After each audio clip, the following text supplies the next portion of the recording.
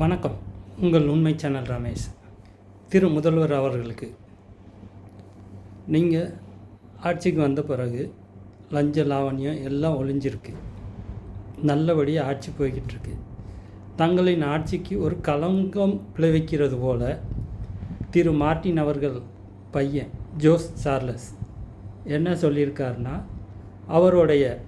அவங்களோட செட்டில்மெண்ட் பணத்தில் அந்த காசை வச்சு தாவேகா கட்சிக்கு ஆதவ அர்ஜுனா அவர்கள் செலவழிக்கிறாங்க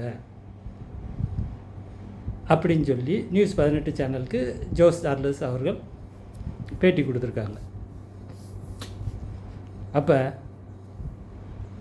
இது தங்களின் நேர்மைக்கு களங்கம் விளைவிக்கிறது போல் ஒரு சம்பவம்.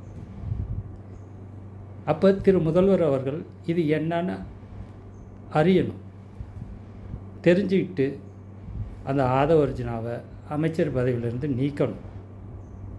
ஏன்னா இப்போவும் ஆதவ அர்ஜுனா பேசுகிறது ஒன்றுமே சரியில்லை.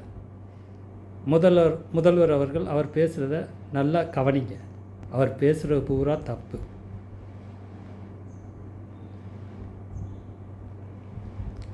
நம்ம ஆட்சிக்கு வந்திருக்கோம், நம்ம என்ன நல்லது செய்யணும், நம்ம மக்களுக்கு என்ன நல்லது செய்யணும், அதுதான் பேசிக்கிட்டு இருக்கணும். இவர் எப்போ பார்த்தாலும் எதிர்க்கட்சியை விமர்சிக்கிறதும் இதுவுமே வேலையாக இருக்கார். அது அவருக்கு பாதிப்பு இல்லை, உண்மையாக ஆட்சி நடத்துகிற உங்களுக்கு தான் அது பாதிப்பு. அதனால் இது என்ன செய்யணும்னு சொல்லி ஒரு முடிவு பண்ணுங்க. அதே உங்களுக்கு நல்லது, உங்கள் ஆட்சிக்கும் நல்லது. நீங்கள் இதுக்கு வர்றதுக்கு எவ்வளோ கஷ்டப்பட்டுருக்கீங்கன்னு தெரியும். ஆனால் ஈஸியாக இந்தமாரி ஆளுங்க ஒன்றும் இல்லாமல் பண்ணிட்டு போயிடுவாங்க. ஒன்று அவரை கண்ட்ரோல் பண்ணி இப்படி தான் இருக்கணும்னு செய்யுங்க. அதுபோல் தம்பி தங்கைகளை இந்த வீடியோவை பார்த்து நிறையா பேர் பார்க்கணும். எனக்கு சப்ஸ்கிரைப்லாம் வேண்டாம், நிறையா பேர் பார்த்து இது முதல்வர் அவர்கள் கவனத்திற்கு போகணும். அதை செய்யணும் நீங்கள். அதை எனக்கு நீங்கள் செய்கிற ஒரு உதவி. நன்றி, வணக்கம்.